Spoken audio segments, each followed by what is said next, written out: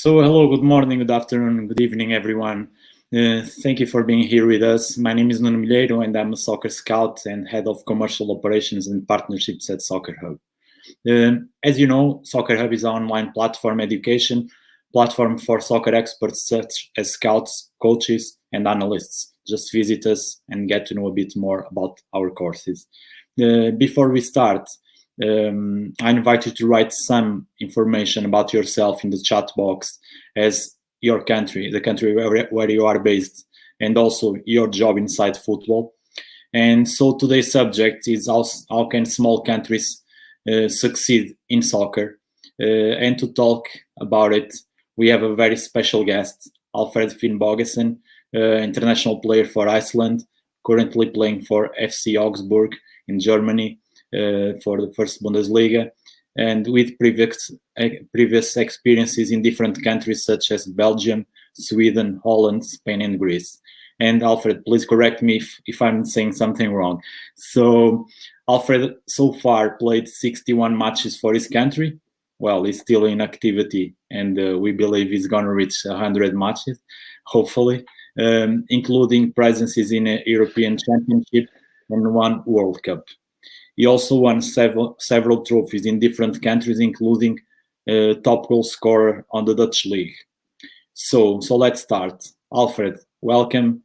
Thank you for accepting my invitation in such a kind way, and for being here, sharing your knowledge with all of us. So thank you for that.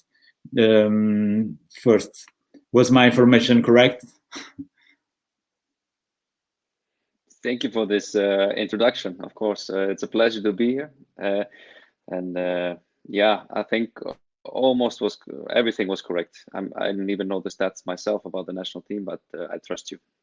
Okay, maybe 62 or 63, maybe, I don't know, because you've been playing recently for the national team, and like I said, I hope you keep playing for. I think 61 is correct, so I have to double check it after the show. Should be, yeah. Okay. And then just send me a text. So let's start. Yes. Like I said, it's a big honor to have you here and sharing your knowledge. So let's start from the beginning. How did all started for you back in Iceland? Was it football always your passion? Was your first option, and or did you practice any other sports? We all do anyway, but did you practice any other sport to become professional, or it was always football your first option? I think football was always my passion. From my first memories from life was about football when I was 5 or 6 years old, and football was always number one. I did try some handball, basketball, and athletics, but since I was 10, 11 years old, my first priority was football, and at a certain age you have to decide which way you want to go, and I have to say I was not the typical big talent player. I was always one of the better players in my team, but I was not, for example, in the national teams, youth national teams in the under 16, 17, 19, I didn't play any match, so I had to go a little bit a different way from because I was a late developer. I was small when I was younger, so I first played when I was in the under 21s, and we had a great experience and a great team there, which is the core of the national team for the last, let's say, 8 years. We went to the final tournament of the under 21s in 2011. That was a great experience for us and gave us a lot of good memories and experiences for later big tournaments like the European Championship in 16 and now the World Cup in 18. So I think this group of players have been together for a long time, so we know each other very well. Okay, that's very important. Thank you for your answer, and it's good to know that since a young age you were decided to go to football, and we need to say thank you that you decided to come to football. So we didn't choose any other sport. So did you start also as a striker straight away? Because as people know, it's common sense, you are a striker. So you started as a striker. Was always your passion to score goals, or did you play in other positions? Yeah, that was my destiny. I think I was always striker. I was always scoring goals. I think that's something many speak about that it's a born talent or something. I always had a little bit the nose for scoring goals, and even since I was 5, 6, it was all about goals. And now I'm 31, and my life is still about scoring goals. So it's not Okay. changed. So we are not going to see you coming a bit back on the field. Usually, it's more the midfielders that they start. The offensive midfielders, then is center midfielder, then center back, and yeah. But it is not going to happen with you for sure. So when did you start to realize that you could reach such a high level and to reach to play for your country and to play in the top European leagues like the Spanish league or the German league? I think, like I said before, I was quite a late developer. So with 15, 67, I was not like a big talent or something. I was just doing my studies and also training with a team in Iceland. It was first when I was started 18, 19, where I was really made some changes in my life, where I really put my priorities on football. And I started playing in the first league in Iceland with 20 years old, and I left Iceland then with 21 years old to Belgium. Then I saw that I had showed in the Icelandic league that I had some potential, but it was still a far away from being playing in the top league. So I had to make my steps on the way to playing in Spain and the Bundesliga. So I think in my career everything happened for a reason, and I needed to make every step because of some reason. And everywhere I've learned something and taken it with me for my later steps. Completely, and then for sure, that you've been playing in different realities, and that will be very useful even when you finish your career. And I hope you keep linked to football when you finish your career. But let's not talk about it because it's still long years to finish your career. We still need to wait. Hopefully, we hope so. And we can see now in these days the players and a striker also from Scandinavia, Zlatan Ibrahimovic, is 39. He's my age and he's still playing. So Alfred, at least 39 for you also. So we need to wait long. Yeah, he's not doing too bad. So he's setting the benchmark high. Yeah, that's true. So let's hope you can also keep in the top level until 40, let's say. So I'll leave you the challenge for that. So you left your home country precisely 10 years ago, like you said, when you were 21, and to go to play in Belgium at the time. So you didn't play so long in the first division in back in Iceland, and you did great straight away. That's why you went to play in Belgium. Was your adaptation hard? What were the main challenges that you faced at the time when you had to move the first time to another country?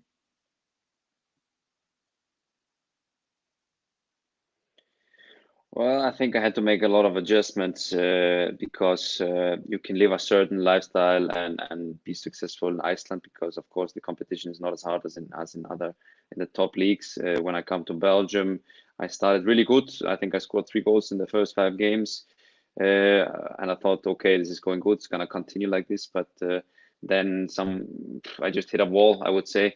I couldn't really bring my performances. I was not feeling good, and I couldn't really keep up this momentum and these performances that I'd shown in the beginning. So I had to learn there from a very early stage in my professional career that it's not going to be easy always, and there's a lot of competition. If you're not sharp in training and in the games, there's someone else always waiting to take your spot. So I think that was a really important lesson in my career to have it so early, the difficult times. Because I took it with me. Because when in later stages in my career, when I was not playing, whereas maybe the coach wasn't picking me for the team or for the squad, I know how it felt in Belgium. I know how I dealt with it, and I knew that was an important experience for me for later experiences in my career, which I think, like I always say, like when it's going good, it's about enjoying. But when it's going bad, you really learn a lot of things. So I had both great times and a difficult period in Belgium in a very short time. So that was gave me a good, how do I say, start in my career to experience both things. For sure.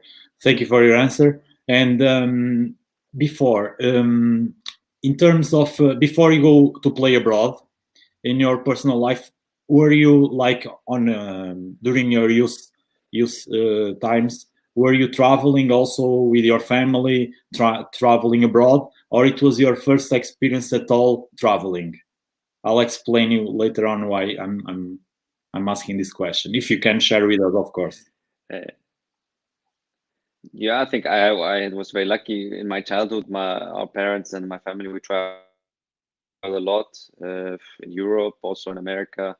And we also lived 2 years in Scotland, in Edinburgh. So I had quite an experience of living abroad. Yeah, I think that always helps to widen your horizon and seeing different things.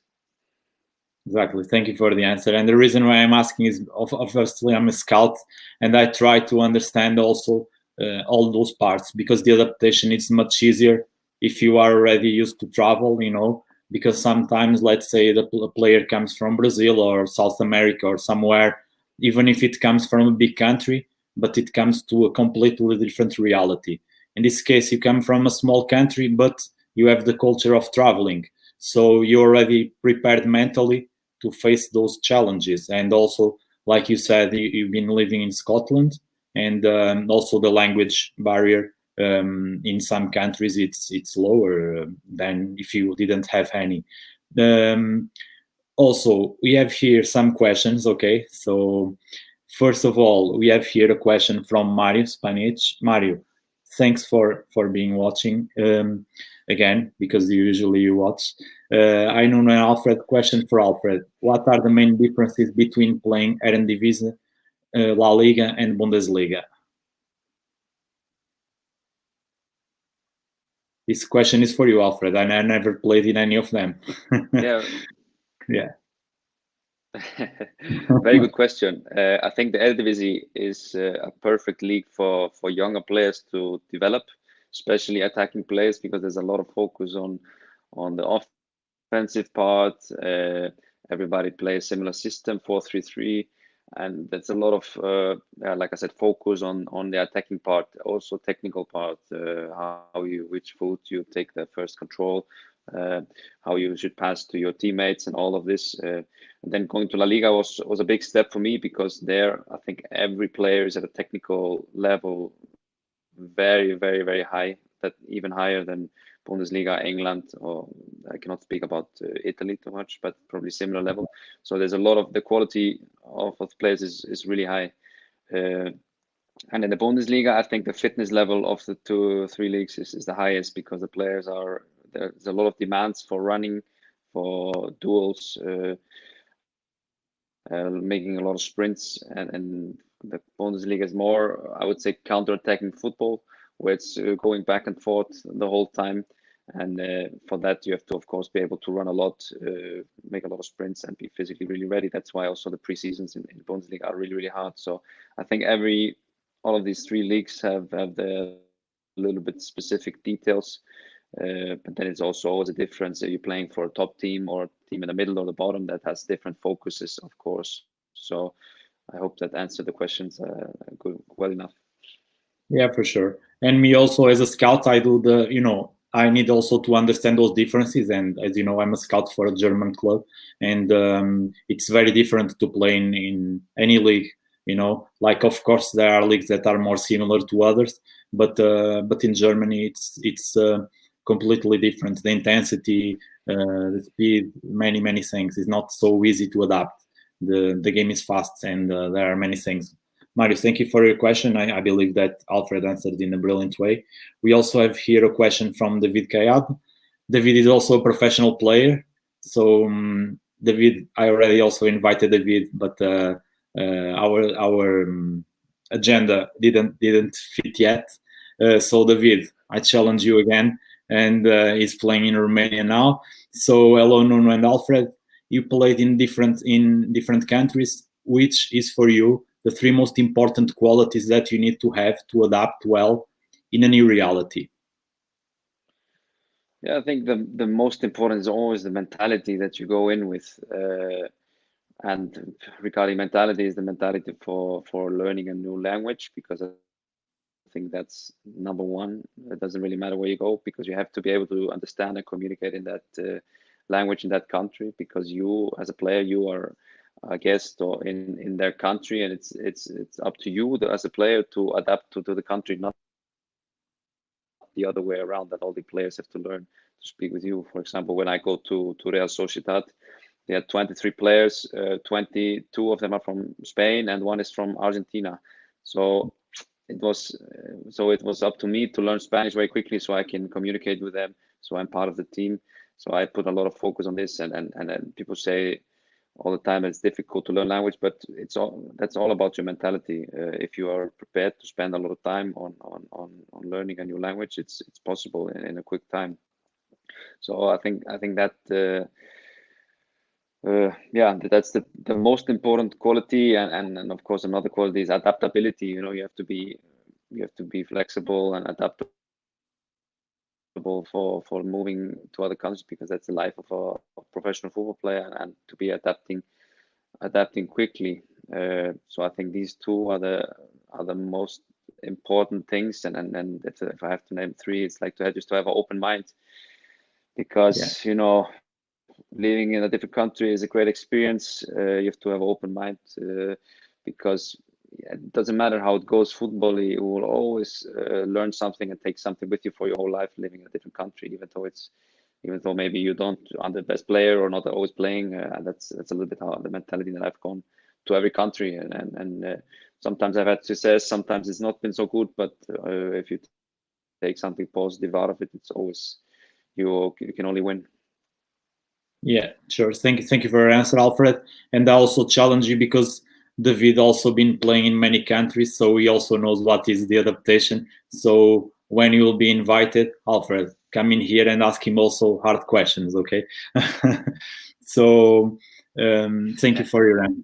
That's a deal. Yeah. Also, you touched a very important aspect, in my opinion, that is to be open-minded. And because if you go to a country, you can say you are a privilege to learn another culture, to understand another culture, and to take that for all your life.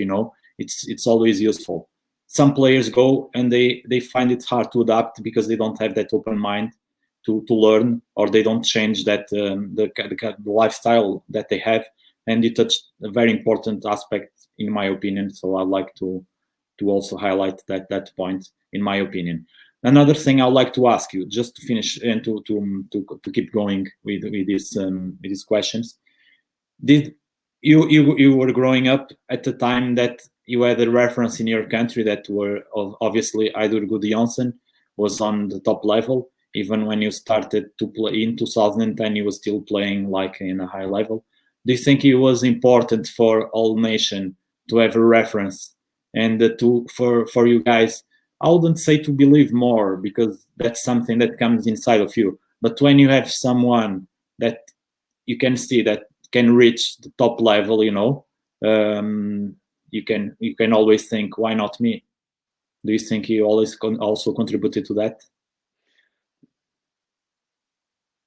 Yeah, I think that's a very, very good point, because he was just similar to everybody else, a kid who grew up in Iceland, and of course he had worked really hard to get where he was. He was a super talent, very young. He goes to PSV Eindhoven, and then he had a big injury. People thought his career was over, and he went back, and in a very short time he was all of a sudden in Chelsea, and then winning the Champions League with Barcelona. I think that's that gives you inspiration, of course. I think also me growing up, I was playing with a very, very talented group of players in my under 15, under 16 team. And I saw that the 3 players got sold to 2 to England and 1 to Holland. And I thought to myself, okay, if it's possible for them, you know, they are okay at the moment, maybe better than me. But if I perform a little bit better, I focus a little bit more, this can also happen to me very quickly. So I think the inspirations are all around you, and I think for a country, you cannot underestimate it, to have like a player playing at top level, what he really gives for hope for the younger players. Yeah, for sure. Thank you for that answer. I didn't have here that question, but it came across. That's why this is a conversation. This is not a proper interview. It's like to talk freely about the things. So after Belgium, you went to play in Sweden, yeah, if I'm right. for half season, and then you stayed 2 seasons playing in Holland, the Netherlands, where you scored many goals. And what led you to go to play in La Liga, like you said, for Real Sociedad, where the things didn't go so well? We are not here to talk about, well, it's normal in a career, in a long career, there is one season that it doesn't go so well. Just a question is, do you think do the cultural differences, because like you said, it was the cultural part and the language and everything was the main factor that made it harder? And this is also to link to other questions I have. Yeah. Yeah, I think it's, of course, it's something that's also possible to talk about. I mean, everybody knows that the football career is not only just fun and you score goals and everything's going good. Of course, you have periods where it's not going so well. And this is nothing that I'm ashamed of. I'm the first one to admit that, well, it didn't go as I expected, and it didn't go also as the club expected, because they bought me for a lot of money. And it was like a matter of a few things that happened that maybe it's not, I'm not looking for an excuse, but more like a reason why it did not work out. Had a small injury in the beginning and maybe started playing a little bit too soon, coming back from that injury, because I was really putting a lot of pressure on myself to come back and help the team. And the team started the season really bad. So the coach left after, I think, 5 games. And so the new coach normally didn't have any extra pressure to sign to play me, because I was a new signing, because he's coming into, also all of his players are for him like new. But normally when you're a new player in a team, you get a little bit, I don't say special treatment, but you get a little bit more credit and more games to get yourself into things. Yeah. I think as a striker, the longer I waited for my first goal, it was many months before I scored my first goal. Things get just more difficult. You're trying more difficult things, and you get sort of dig deeper in your hole, and you don't get that confidence feeling. And so it was just some difficult months there, but they also helped me grow a lot for future steps, because after that I was really hungry to succeed. And I had the pleasure of playing with a lot of great players in Sociedad, so there was a lot of competition to play. So I think that was, in general, I tried to look at the positive things from that year. Completely. I agree with you, and it was possibly, especially in that age that you was a massive step, and mentally it was making you very stronger, much stronger, because it's in the hard moments that, especially a striker, when you are not scoring. And I had this conversation with a player that also played. I had the pleasure to interview him. He played also for Real Sociedad a few years earlier. That was Edgaras Jankauskas. And after 1 year, he went to Benfica. After another year, he went to FC Porto, and he won the Champions League. So, and for a striker, it's quite hard. I think the goalkeepers and strikers are the ones that have a harder life in terms of numbers. Like where people are judge them only by the numbers. It's a bit unfair, but it is what it is. And you need to have a very strong mentality to keep believing, and also the background. I remember that Edgaras was telling me that Jose Mourinho went to him once, that he wasn't scoring for 6 matches, I believe, Edgaras, and his confidence was going low. And then Mourinho said, "What's happened with you? Are you sad?" Or he said, "I'm not scoring, coach."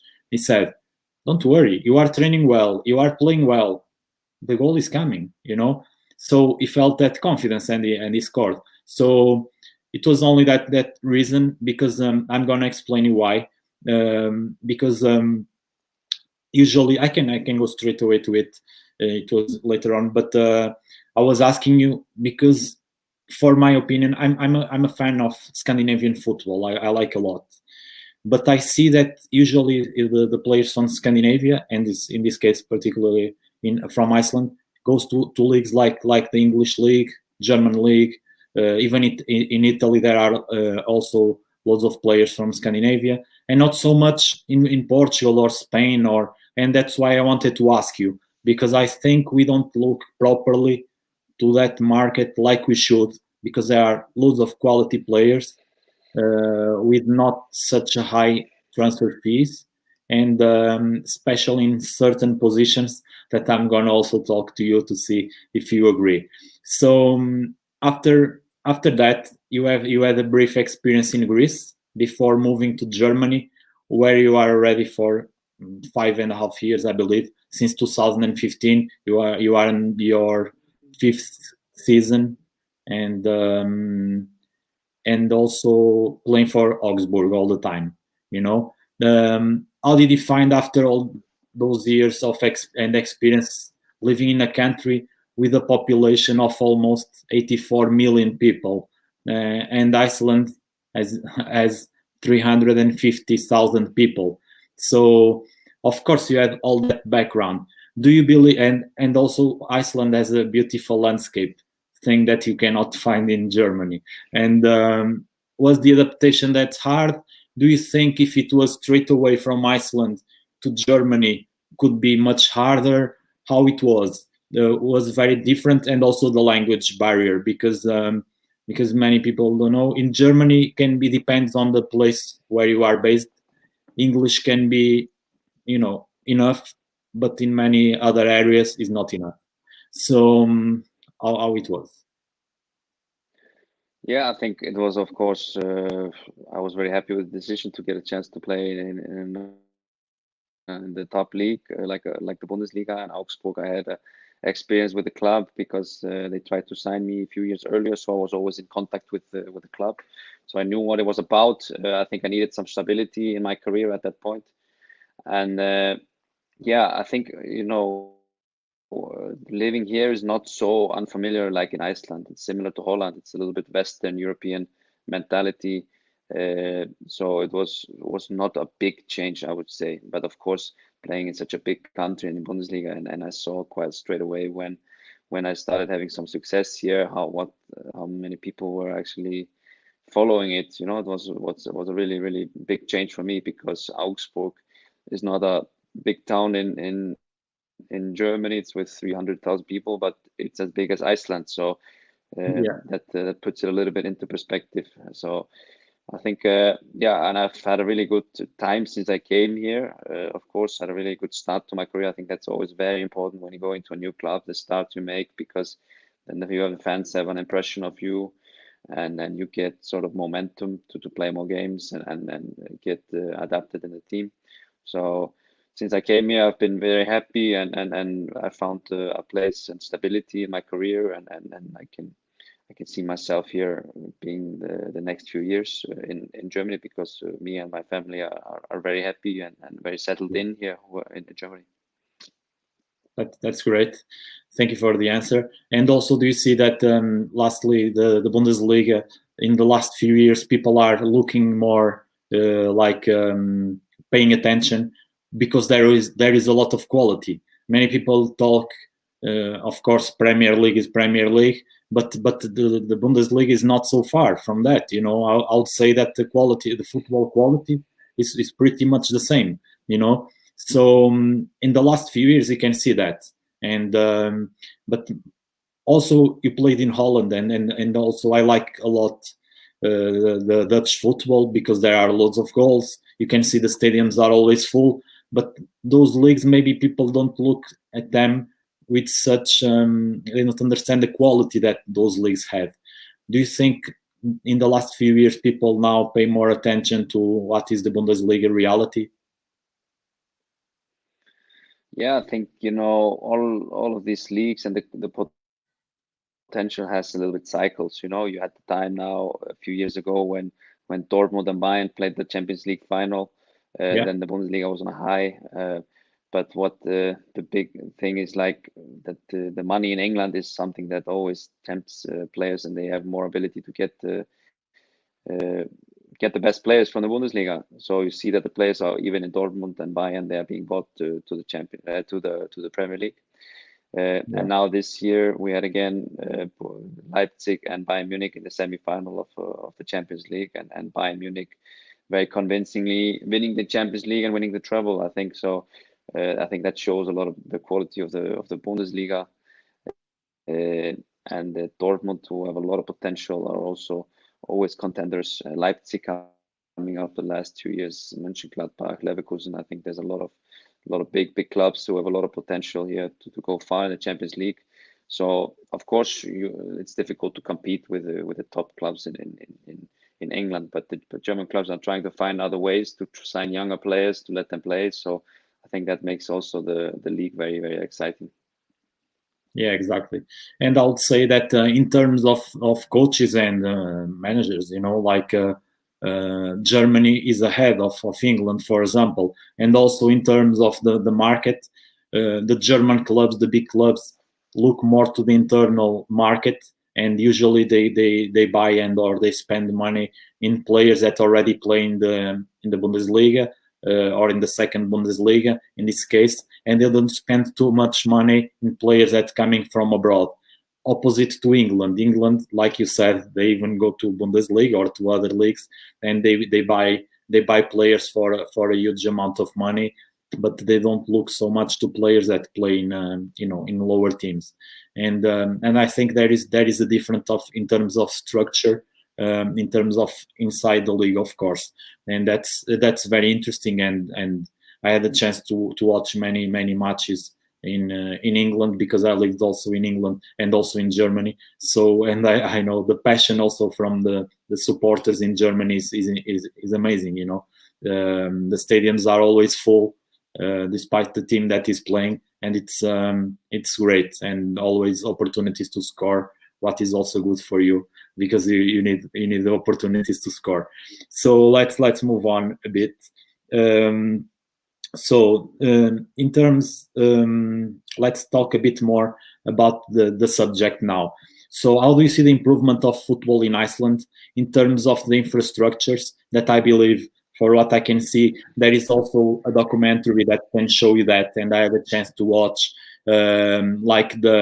because of course we are talking about the country that in terms of climate is very different, to practice football. And do you believe that the infrastructures in the last few years, also the coaches, the youth teams, do you believe that that improvement that happened was fundamental to see Iceland in the big competitions now, and to keep going in the future? Do you think all those factors are very important? Do you see that improvement in the last few years? Yeah, I think my generation was the first one really to profit from that. Around 2000 was built, I think like 7 or 8 full size pitches, Yeah. with the indoor halls where you can play and train with artificial grass the whole year round. Because before you were training outside in the winter on hard pitches, snowing, windy, and everybody knows these conditions, you cannot get so much quality out of the training. So before we had a lot of players, like we say, mentality players who were strong and fighting. But now we had a bigger mix of with the Icelandic mentality, but technically better players. And I think that is also a big key to that we had so many players and a good team now who has had success for the national team for the last 6 to 8 years. So that was the basis for our success, for sure. But I think in the end, always what people talk about with Icelandic players who are playing abroad is this mentality and desire to be successful. I think that will also be in the coming years the most important factor. If the player has really this Icelandic or sometimes Scandinavian mentality to succeed no matter what. And I think when you have so many players in the same team who have that mentality, then it can be very successful, like I think we've shown for the last years.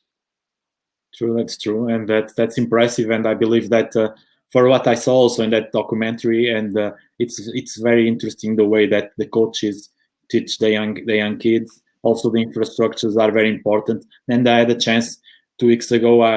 The webinar was with Majer, that was the 5 times the best beach soccer player in the world, and he was telling me, for example, that beach soccer people associate only with hot countries, for example. And he also told that many countries like Russia, they build the indoors, like only with the sands. You don't need the water part, so you don't need the sea to play. So it's the same thing. People associate that it's hard to play like in Scandinavia or to play football, but with the infrastructures, I think it's a very, and the results are there. You can see it's amazing what you guys did in the Euro, and especially and the World Cup. It's unbelievable. For such a small nation, it's an example for all the other big or small or whatever. And you could see that even big countries at the time in the Euro 2016, they were not even qualified. If I remember well, I believe Italy didn't go. Yeah, I think they were out. Yeah, I think so. Yeah, there were some big countries not there. Italy and Holland was also not there. So many big teams. Yeah, exactly. So it's a massive achievement, and we hope that you keep going, and then you have everything to keep going for sure.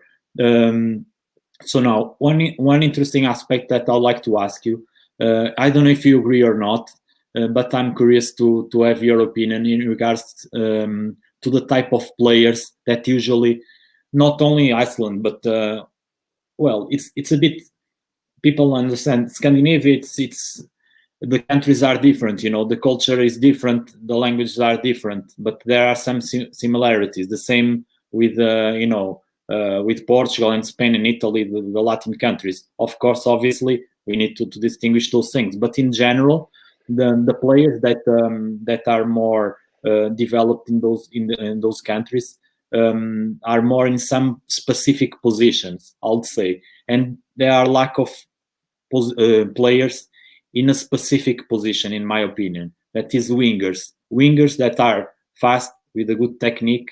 Usually it's the ones that I think that it's harder to get in those countries.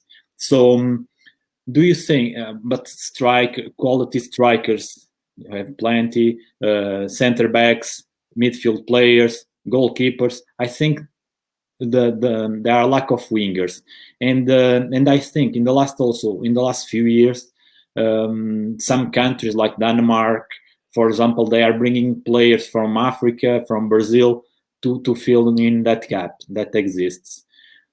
Is my curiosity to understand. I don't know if you agree, first of all.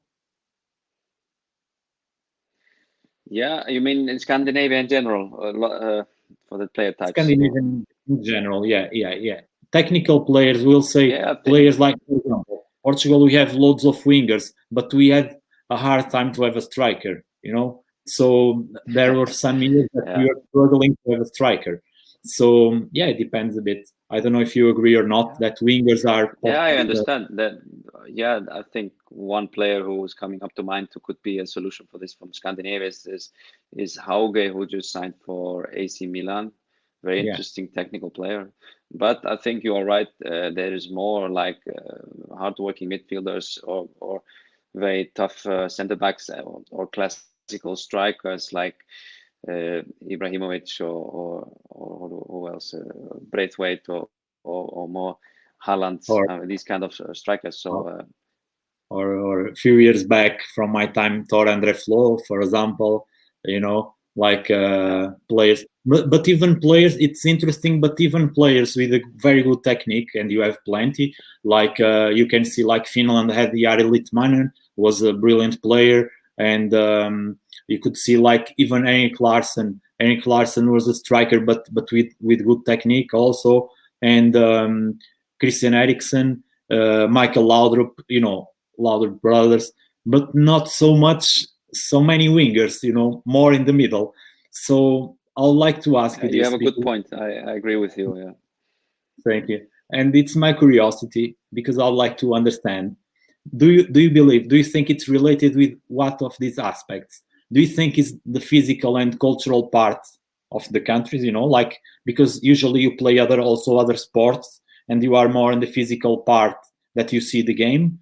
Do you think it's also because the youth team coaching is more focused on other aspects rather than the creativity? Do you think that it can be also another factor, that is there is no street football so much like in countries like poor countries like Brazil or even Portugal, or countries where the weather allows also to have, to play on the street, and also the economical situation. Do you think, or you think is related to all of that? I think it's a mix of many of the things you spoke about. So, for example, street football is not something you see many times. I think it also helps if you play on different kind of surfaces. Sometimes on the beach, sometimes on the grass. Sometimes I think you also get a more feeling for the ball and how it. So you get, I think it's clear you get different players from Brazil and from Norway, for example. This is completely different, the completely different base and completely different philosophies, completely different focuses in training. So I think it also has a lot to do with the training. Many younger players maybe don't get that quality individual training, which also make a big difference when you're in your development years to get technical to improve your technique. So I think it happens for a reason, and every once in a while you get like players who are different than the others. Let's say, for example, Gu Johnson from Iceland. Before there was no player like him. He was very technical, very strong, very fast. So it has a lot to do also with genetics. So like I said, it's a mix of everything, and when you bring it all together, it's you have a good point, but you always have also examples who are different than the normal ones. Thank you. And I think it's always important to keep the identity, like one can produce one kind of players, the others another thing. And I think, even in my opinion, one of the success why Iceland had the success that had in the Euro, and also Sweden, it's and in the World Cup also, it's because you keep your identity. You know the things that you are strong at, and you potential you give more, more focus to those things. Of course, it doesn't mean that you don't train the other things, but in my opinion, like for example, a mistake that Brazil and Argentina do in these days, it's to try to play like teams in Europe, because if you see Brazil don't win things for quite a while, and even Argentina, because they are not keeping their identity. Because if you see many years ago, if Brazil was playing like Brazil, their way, they're called Jinga, they could beat any team, and now they are struggling. And even in that particular match that we all remember, the 7-1 against Germany, you could see, because Brazil tried to play like Germany on a style that German plays since forever, So if Brazil was playing as Brazil, keeping their identity, they had more chances to win. And the same thing happened, I believe, because when I was watching the World Cup and also the Euro that we are talking about, where you've been participating, I saw that the Scandinavian teams, they were very clever. They were thinking, we are good at this, let's keep our identity. Because if we are trying to copy the others, we already start behind. And I think it's important. Of course, you can improve small things, but I think that was also an important thing. So I don't know if you agree or not also with that point of view. Yeah, I agree with many things you said, of course, because I think it's very important to have your own style, identity. It's better to have your own identity and be criticized for that than to be a bad copy of Barcelona or Brazil. Or if we try to play like Barcelona, we will lose every game, I'm pretty sure, because we don't have the players for it. So we know our strengths. Every player that comes into the team knows the tactic, knows what are the guidelines, knows what are the principles. And from many people we get criticism for not being offensive enough, for playing too passive, but this is our best way to get results. And I think it doesn't really matter in the end what people say. I mean, the results speak for themselves. Fair enough, of course, completely. I agree completely with you. So we are almost finishing. Of course, we could stay here a long time. I say for myself, it's a big pleasure to be talking to you. So, like I said, I told you before, I'm a fan of Scandinavian football, and one of the players that I liked a lot was Gu Johnson. Gu Johnson was fantastic. Also because when Jose Mourinho joined Chelsea, it was unbelievable. It was a player that he was playing already well, but he was fantastic in that team. And then when he joined Barcelona, he was great. Like it was a pleasure to watch him playing his style and his technique. So do you think in terms this question we already talked a bit, like in terms of the players that go more to markets like German market, English market, Holland also, and etc. But do you think in the future you can see like players from Scandinavia to go to play to countries like Portugal? We had at some point we had players from Sweden in Benfica, and they were very successful. And but do you think it will become more? It will happen more often, or even to go to play, let's say, to South America or to play anywhere in the world, the things will go in that way, or do you think it's gonna keep being the same in the next few years? I think in general we will not see a lot of Scandinavian players playing in South America because there's so much talent there that they really don't need the Scandinavian flavor to that, I think. And about Portugal, you have, of course, some exceptions with players who have a lot of success there, like Lindelöf and more Scandinavian players who play in the Portuguese league and Spanish league. But in general, like in Spain, also Scandinavian players have tried, and it's not been easy if you take out the Henrik Larsson and Gu Johnson.